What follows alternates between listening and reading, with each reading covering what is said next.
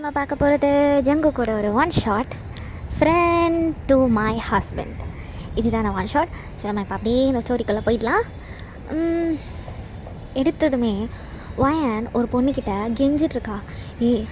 It's just a friendship டி, உனக்கு தான் புரியணும், நீ கூட இருந்தே தானே பார்த்த, இப்போ எப்படி பிஹேவ் பண்ணுற? என்கேஜ்மெண்ட்லாம் முடிஞ்சதுக்கப்புறமாடி. என்கேஜ்மெண்ட் தானே முடிஞ்சிருக்கோம் வயன், இன்னும் marriage முடியலல்ல. and I don't want this relationship to end in a marriage. புரியுதா? just stay away from this. Please டி ரோஸ், ப்ளீஸ் டி, இப்படி பிஹேவ் பண்ணாதடி ரோஸ். நீ இப்படி பண்ணனா எப்படி டி? அவன் ஃபேமிலிக்கு தெரிஞ்சதுன்னா அவ்வளோ தாண்டி ரோஸ். இது ஒரு ரீசனாக சொல்லி நீ எப்படி டி? இது ஒரு ரீசனாவா? எப்படி ஏன் கூட மூவிக்கு வருவானா? நீ ஃபோன் பண்ணிகிட்டே இருமை எங்கே இருக்குன்னதோ உன்னை பார்க்குறதுக்கு உடனே நான் அங்கேயே விட்டுட்டு கிளம்பி வருவானா?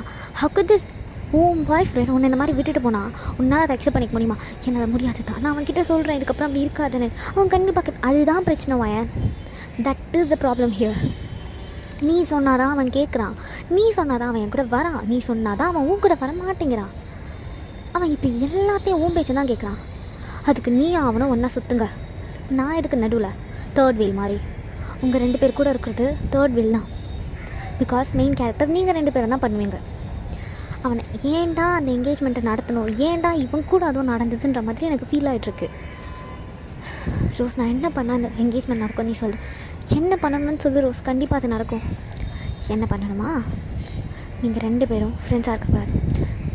அப்படி பண்ணனா நான் கல்யாணம் பண்ணிக்கிறேன் அவனை. உன்னால் அது பண்ண முடியாதுன்னா என்னாலையும் கல்யாணம் பண்ண முடியாது.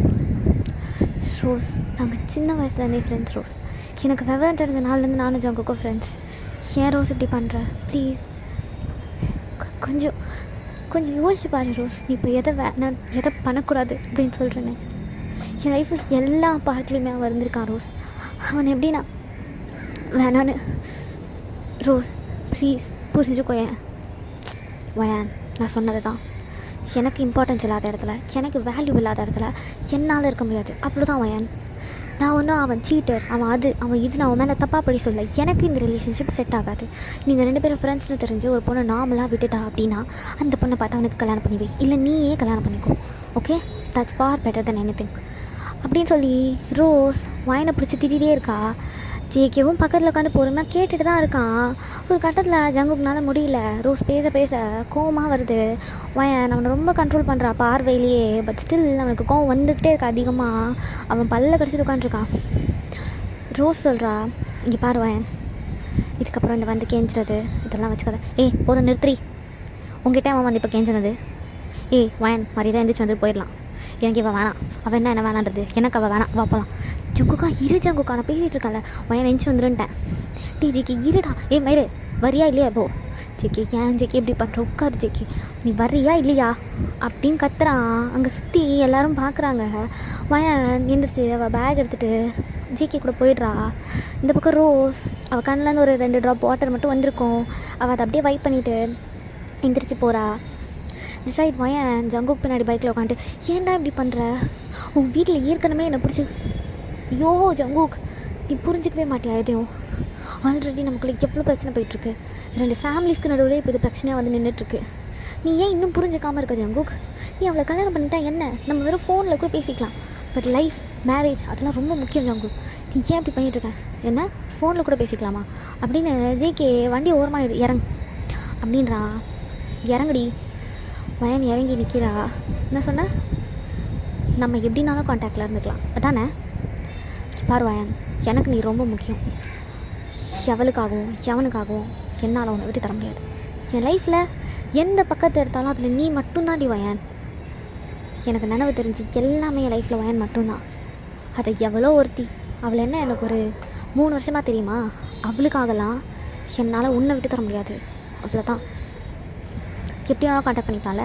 இங்கேருந்து எப்படின்னா போ அப்படின்னு சொல்லிட்டு வண்டி எடுத்துகிட்டு அவன் போகிறான். அவன் அங்கேயே ஒரு 10 நிமிஷம் நிற்கிறா. 10 நிமிஷம் கழிச்சு ஜேகேயோட பைக் அங்கே வந்து நிற்கிது.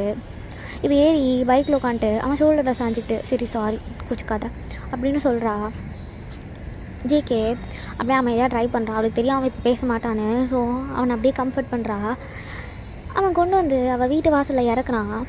இறக்கி விட்டுட்டு அவன் வீட்டுக்கு போகிறான். ஒரு 3 வீடு தள்ளி தான் ஜேகேயோட வீடு. அங்கே போய் இறக்கி விடுறான். அதுக்குள்ளே ஜேகே பேரண்ட்ஸ்க்கு ரோஸ் இந்த என்கேஜ்மெண்ட்டை கேன்சல் பண்ணிட்டான்னு இன்ஃபர்மேஷன் வந்துச்சு. ரோஸோட பேரண்ட்ஸ் கால் பண்ணி சொல்லியிருப்பாங்க. ஸோ ஜங்குக்கோட அம்மா வாசல்லே நிற்கிறாங்க. அப்படியே ஜேகேவை கையோடு பிடிச்சி வயன் வீட்டுக்கு தான் இழுத்துட்டு வராங்க. வயன், ஜேகே 2 பேரோட பேரண்ட்ஸ் எல்லோரும் உட்காந்துருக்காங்க. நீங்கள் 2 பேரும் என்ன தான் நினச்சிட்ருக்கீங்க அப்படின்னு ஜேகேயோட அம்மா கேட்குறாங்க. என்னாச்சு ஆண்டி? இன்னும் என்னடி ஆகணும்? என்ன தான் நினச்சிட்ருக்கீங்க நீங்கள் 2 பேரும்? சொல்லு. கல்யாணம் பண்ணிக்க மாட்டேன்றீங்க. இப்படி 2 பேரும் சுற்றிட்டு இருக்கிறதுக்கு நீங்கள் 2 பேரும் கல்யாணம் பண்ணிக்கோங்க. இதை தான் எல்லாரும் உங்கள் 2 பேருக்கு சொல்லிகிட்ருக்கோம். ஏன் கேட்க மாட்டேன்றீங்க அப்படின்னு கத்துறாங்க. ஆண்டி, நாங்கள் ஜஸ்ட் ஃப்ரெண்ட்ஸ் தான் ஆண்டி. எங்களுக்குள்ள லவ் அந்த மாதிரிலாம் எதுவும் கிடையாது. இப்படியே சொல்லி சுற்றுங்கடி. உனக்காக அவன் இதோட 3வது பொண்ணு வேணான்னு சொல்கிறது. நீ இன்னும் எவனை காமிச்சாலும் வேணான்னிட்டு இருக்க.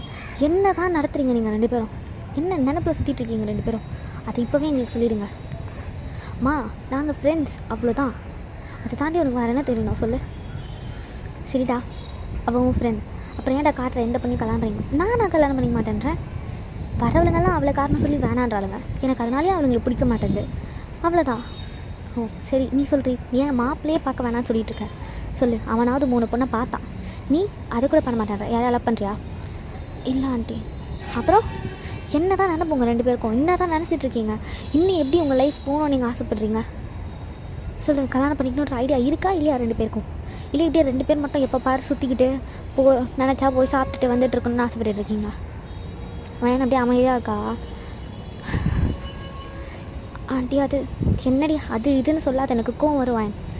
வயனோட அம்மா அமைதியாக தான் இருக்காங்க. ஏன்னா அவங்களுமே இதெல்லாம் கேட்கணும்னு நினச்சிட்ருக்காங்க. இவங்க ஒரு மாதிரி ஃபேமிலி ஃப்ரெண்ட்ஸ் மாதிரி. இவங்க 2 பேர் ஃப்ரெண்ட்ஸ் ஆனதுனால இவங்க ஃபேமிலியாகவே ஃப்ரெண்ட்ஸ் ஆகிட்டாங்க. அடிக்கடி வெளியில் போகிறது, ட்ரிப்பு போகிறது, இந்த மாதிரி ஏகப்பட்டது இருக்கும். ஸோ வயனோட அம்மா அமைதியாக தான் இருக்காங்க இவங்களை பேச விட்டுட்டு. பிகாஸ் வயனோட அம்மா கொஞ்சம் சாஃப்டான டைப். அவங்க ரொம்ப சத்தமாலாம் பேச மாட்டாங்க. ஜங்குக்கு அம்மா பிடிச்சி வைறாங்க 2 பேரையும். இங்கே பார், நாங்கள் எல்லோரும் சேர்ந்து ஒரு முடிவு எடுத்துட்டோம். நீங்கள் 2 பேர் தான் கல்யாணம் பண்ணிக்க போகிறீங்க. இல்லைனா 2 பேரும் தனித்தனியாக ஒரே மேடையில் ஒன்றா கல்யாணம் பண்ணிக்கோங்க.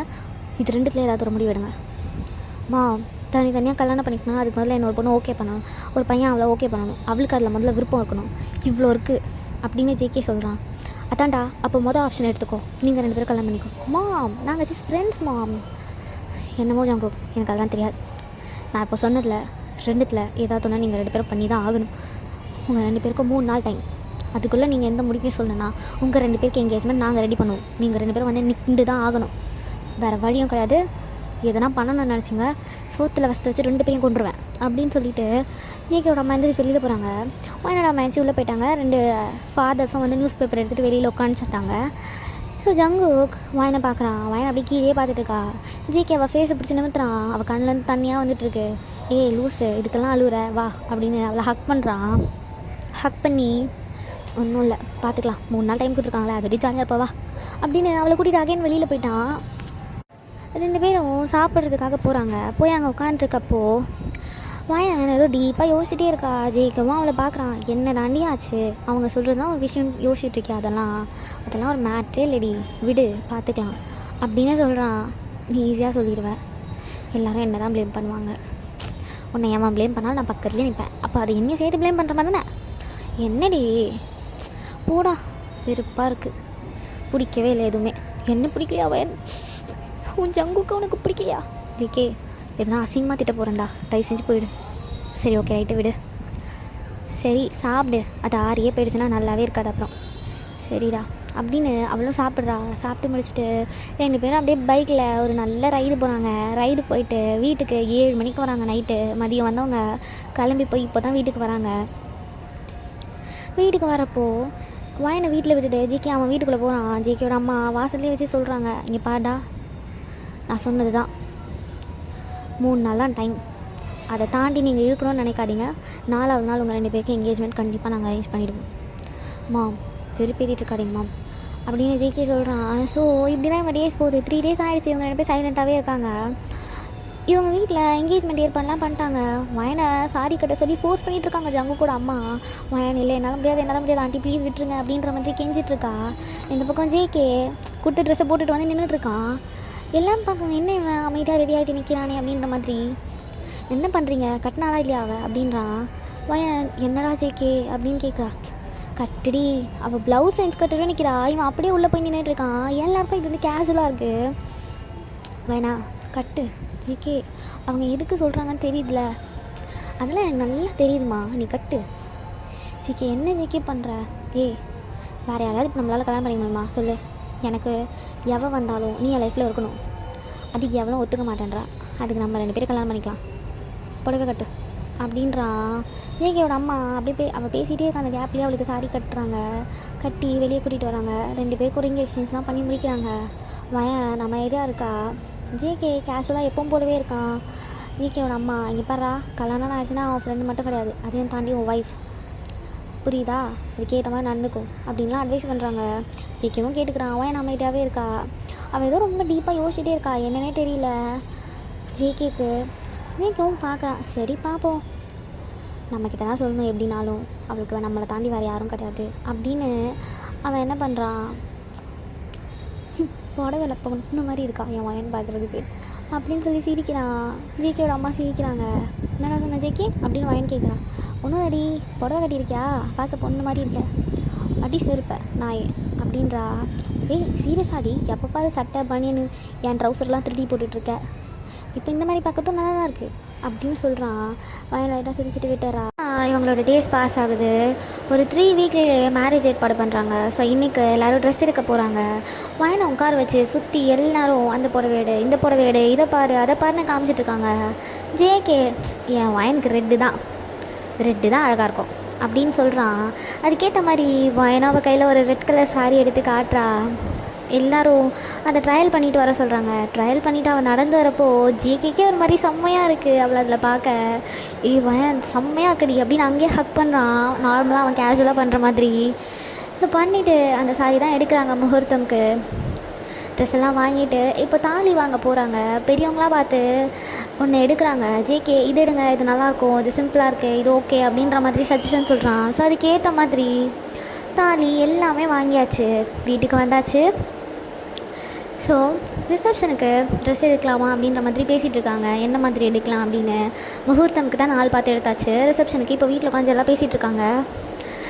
ஜேகே சொல்கிறான், ரிசப்ஷனுக்கு நார்மலாக போட்டால் போதாதா, வயனுக்கு ஒரு லெஹங்கா கொடுங்க, எனக்கு ஒரு கோட் சூட் கொடுங்க, அது போதும், ஒரே கலரில் எடுத்துருங்கப்பா, அப்போ தான் ஃபோட்டோஸ் நல்லா வரும் அப்படின்னு சொல்லிட்டு அவன் மாதிரி கேஷுவலாக இருக்கான். அவனுக்கு இது மேரேஜ் ஆக போகுது அப்படின்ற ஒரு இது இல்லை, வயன் கூட இருக்கும் அவ்வளோதான். ஸோ இப்படியே போய் மேரேஜ் டேவும் வருது. ஜேகே அந்த தாலி அவன் கையில் எடுக்கிறான். அதை எடுத்து அவள் கழுத்தில் கட்டுறான்.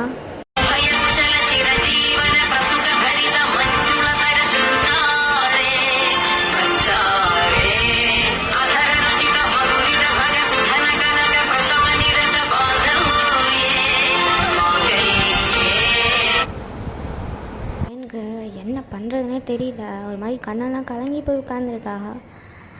ஜேகே நார்மலாக தான் இருக்கான். ஸோ வீட்டுக்கு வராங்க. வீட்டுக்கு வந்தோடனே ஃபஸ்ட் நைட்டுக்கு ரெடி பண்ணி அனுப்புகிறாங்க 2 பேரையும். ஜேகே ஆல்ரெடி உள்ளே இருக்கான்.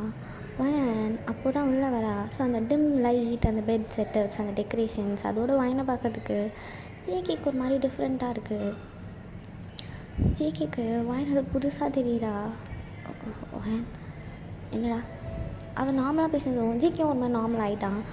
உடனே தூங்கலாமா, தூங்கலாம் அப்படின்னு அந்த பாலை வாங்கி அவன் ஃபுல்லாக குடிச்சிட்டு 2 பேருமே படுத்துட்டாங்க. வயனுக்கு பால்னாலே பிடிக்காது, ஜேகேக்கு தெரியும், அதனால் அவனையும் ஃபுல்லாக குடிச்சிட்டான். குடிச்சிட்டு 2 பேரும் தூங்குறாங்க. மார்னிங் எழுந்திரிக்கிறாங்க. எப்பவும் போல தான் அவங்க டேஸ் போகுது. ஆனால் ஜேகேனால் வயன் நார்மலாகவே பார்க்க முடியல. அவன் காலையில் எழுந்திரிச்சு கீழே வந்து உட்காண்ட்ருக்கான்.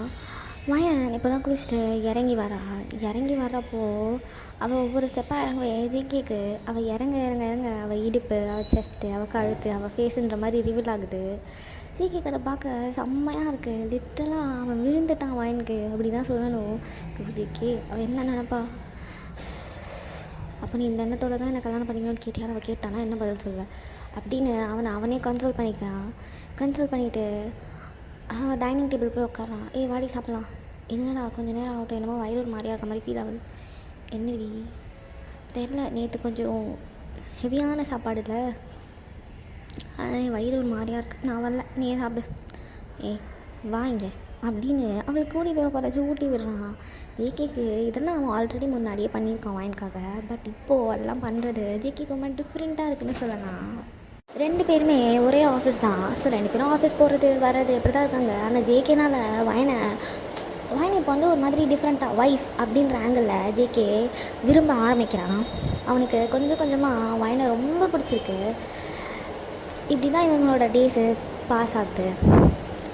ஜேகே வயனை என்ன நம்ம மேலே இன்ட்ரெஸ்ட்டே காட்ட மாட்டாளே, அவளுக்கு இன்ட்ரெஸ்ட் இருக்குன்ற மாதிரி ஏதாவது தெரிஞ்சால் தானே நம்ம அதை மூவ் பண்ணுறதுக்கு எதுனாலும் ஈஸியாக இருக்கும் அப்படின்ற மாதிரி யோசிச்சுட்ருக்கான். அப்போது வயனோட ஃப்ரெண்ட் மியா அங்கே வராங்க. மியா இங்கே வா. என்னடா வயன் யாரையாவது லவ் பண்ணியிருக்காளா? மீனா அப்படியே உட்கார்றா. என்னடா இப்படி கேட்குற, சந்தேகப்படுறியா? இச்சி அப்படிலாம் இல்லை, நாங்கள் சும்மா ஜாலியாக அப்படி தான் மேரேஜ் பண்ணிட்டோம், மேரேஜ்க்கு ஓகேன்னு. அவள் வேணாம் தான் சொன்னான். நான் தான் சரி ஒன்றும் இல்லை நம்ம தானே அப்படின்னு கல்யாணம் பண்ணிட்டோம். ஆனால் அவள் அந்த கல்யாணம் ஆயிடுச்சு அப்படின்ற ஒரு ஃபீலே காட்ட மாட்டான்றா, முன்ன மாதிரியே இருக்கா அப்படின்னு மீனா கிட்டே கேட்குறான் ஜேகே.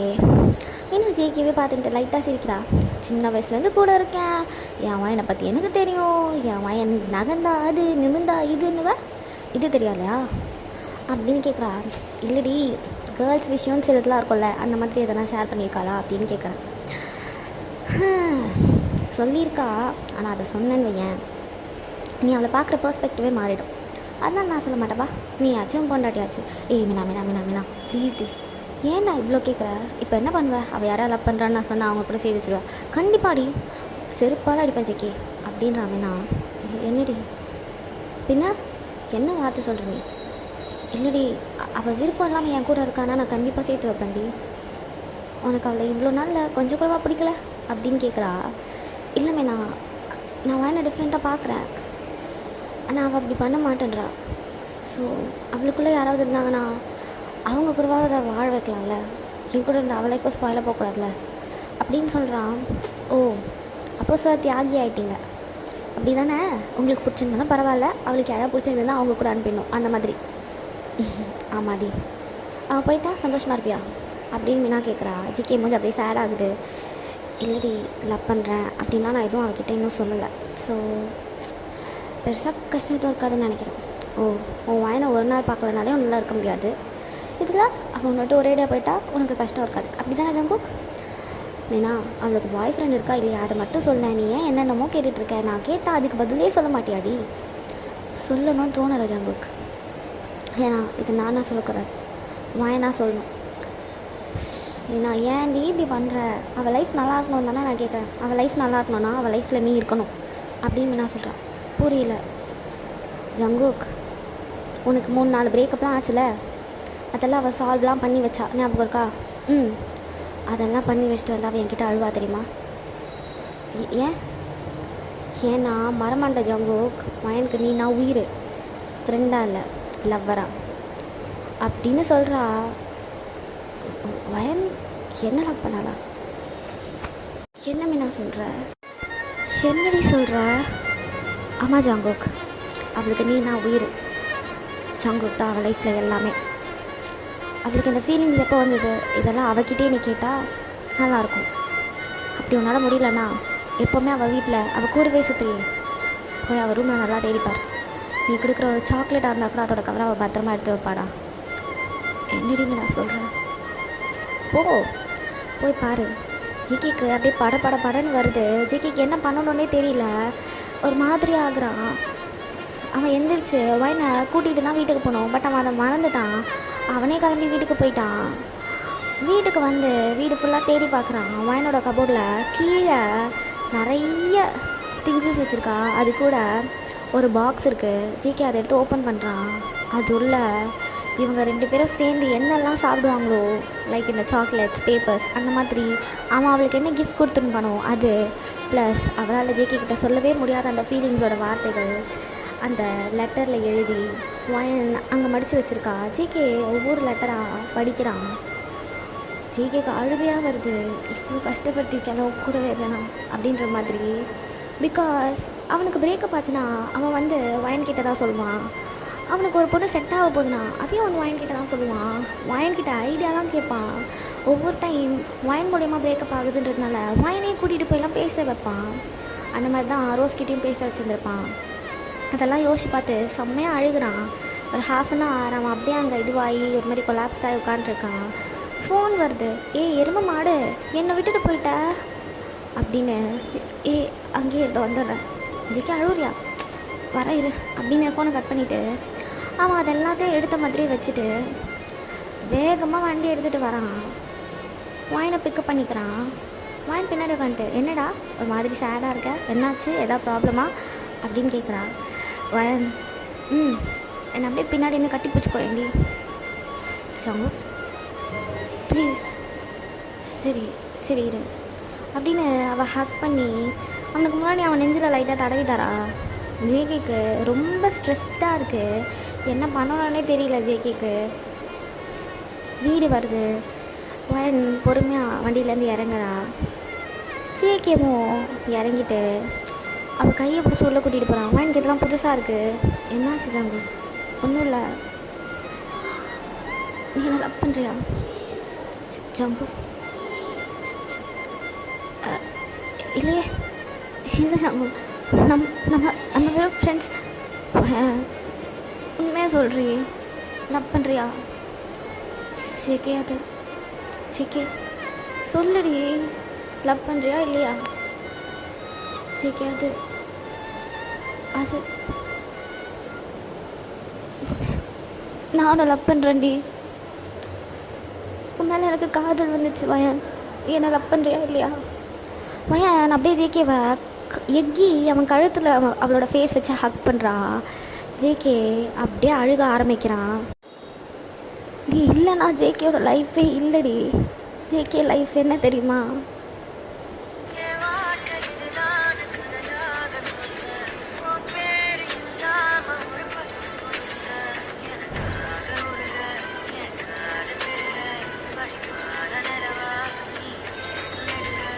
ஜேகே ஐயோ ஜேகே அப்படின்னு கட்டி பிடிச்ச செம்மையாக அழுகிறா.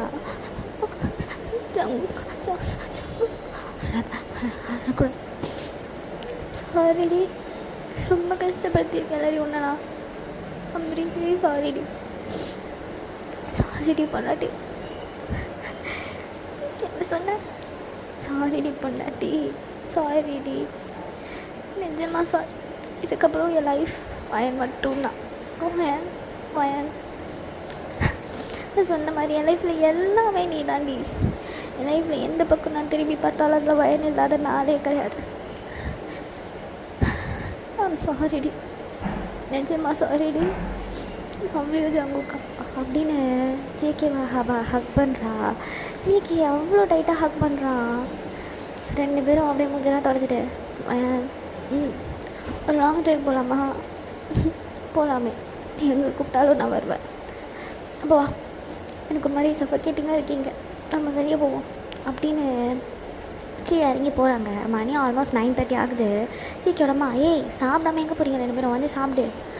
அதம்மா அது என் பொண்டாட்டியை கூப்பிட்டுட்டு நான் வெளியே போகிறேன், நைட்டு வீட்டுக்கே வருவானான்னு தெரியாது, சரியா, பாய் அப்படின்னா அவன் ஷோல்டரில் கை போட்டு இழுத்துட்டு போகிறான். அதை போயிட்டு வரேன். ஒரு நிமிஷம் அப்படின்றாங்க. அவங்க போயிட்டு 2 பச்சை மிளகாய் எடுத்து வந்து கையில் தராங்க. காஞ்ச மிளகா, இந்தா இது கையில் வச்சுக்கோ, கண்ணுப்படாது.